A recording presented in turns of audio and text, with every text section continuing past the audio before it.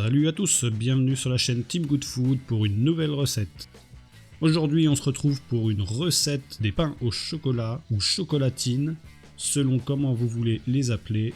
Mais quoi qu'il arrive, je vais vous présenter cette recette et vous donner toutes les astuces. Donc pour commencer nos pains au chocolat ou chocolatine, il nous faudra faire un feuilletage. Et pour faire ce feuilletage, c'est à peu près la même chose qu'une pâte feuilletée, avec quelques ingrédients qui changent. Donc on commence par mettre nos 8 g de sel. Ça nous permettra de ne pas avoir le sel en contact avec la levure. Ensuite on rajoute notre farine. Et pour la farine, il faudra rajouter 420 g de T45. Ensuite on rajoute nos 60 g de sucre. Et nos 10 g de levure sèche. Levure sèche 10 g, levure fraîche 20 g. Et on finit par ajouter nos 20 g de beurre. Un beurre ramolli de préférence pour que ça se mélange bien dans la pâte. Une fois rajouté, il ne nous restera plus qu'à pétrir avec 120 g de lait et 90 g d'eau. On commence à pétrir à petite vitesse pendant 2-3 minutes.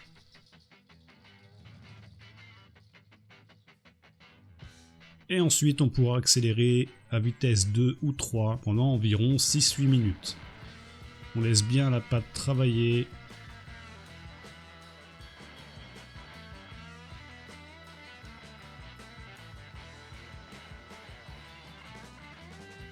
Et une fois le temps écoulé, vous devriez obtenir une pâte non collante et souple.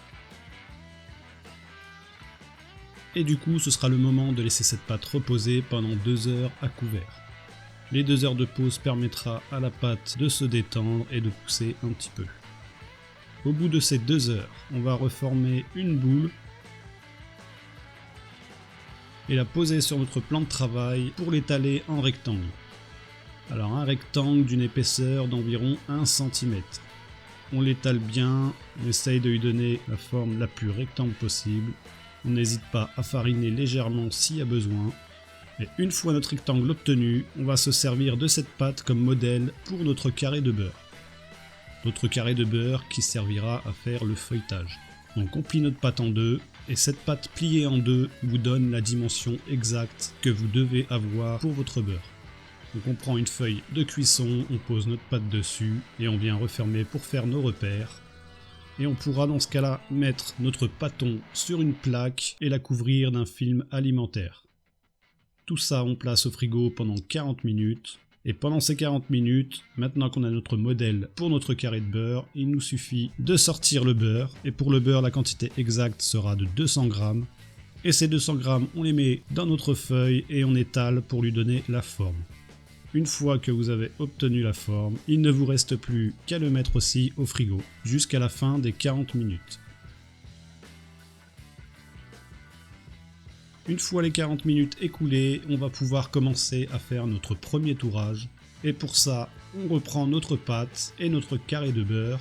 Et on va donc poser notre carré de beurre sur la pâte d'un côté et replier l'autre côté par-dessus. Faites bien attention que votre beurre soit bien enfermé dans la pâte, de façon à ce qu'il ne ressorte pas lorsque vous l'étalerez. On le positionne bien, et ensuite avec le rouleau, on va venir écraser notre pâte petit à petit comme ça pour bien enfermer le beurre dans la pâte, et on pourra étaler. Alors on essaye de lui donner toujours une forme rectangle.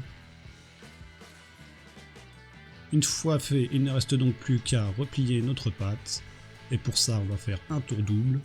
Pour ce tour double, on va replier les deux côtés en les rejoignant bien sans les superposer.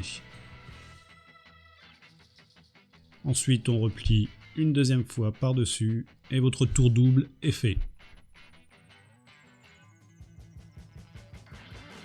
Vous replacez au frigo pendant 30 minutes.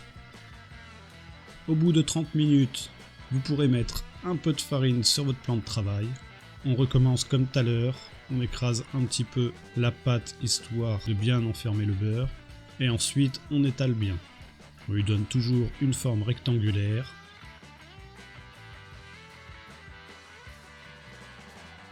Et une fois ce deuxième tour fait, il ne nous reste plus qu'à replier encore une fois notre pâte.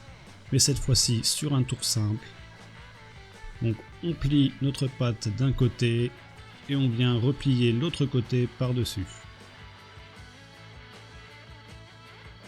On refilme, on replace au frigo pendant 30 minutes. Et au bout de ces 30 minutes, on va pouvoir étaler notre pâte en rectangle sur une épaisseur d'environ 1 cm.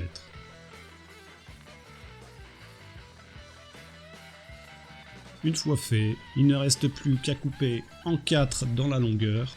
Donc on commence par couper en 2 et ces deux parties on les recoupe aussi en 2, qui nous donne 4 morceaux. Et ces 4 morceaux on va les recouper en 2 pour créer nos 8 petits rectangles de pain au chocolat.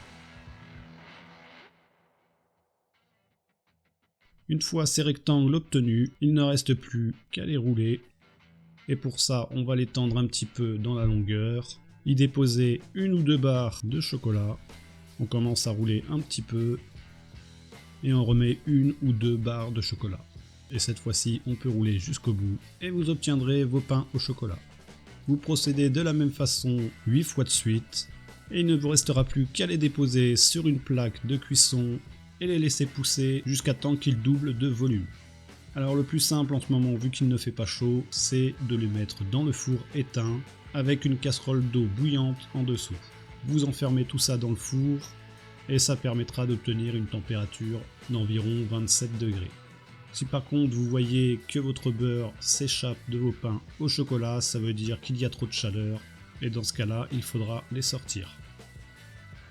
Au bout de 2h30, c'est ce que ça m'a pris en tout cas moi pour la pousse. Mes pains au chocolat ont bien doublé, il ne reste donc plus qu'à les badigeonner avec un œuf battu. On y va délicatement pour pas faire retomber notre pousse. Et on pourra ensuite les enfourner pendant 18 minutes dans un four à 180 degrés. Et au bout de ces 18 minutes, vous obtiendrez de magnifiques pains au chocolat. Je vous remercie d'avoir regardé la vidéo jusqu'au bout. Si vous avez aimé cette recette, n'hésitez pas à mettre un pouce vers le haut et à vous abonner. N'hésitez pas non plus à me suivre sur les réseaux sociaux Facebook et Instagram. Les liens seront dans la description et les détails de la recette y seront aussi. Je vous dis à bientôt pour une nouvelle recette. Ciao!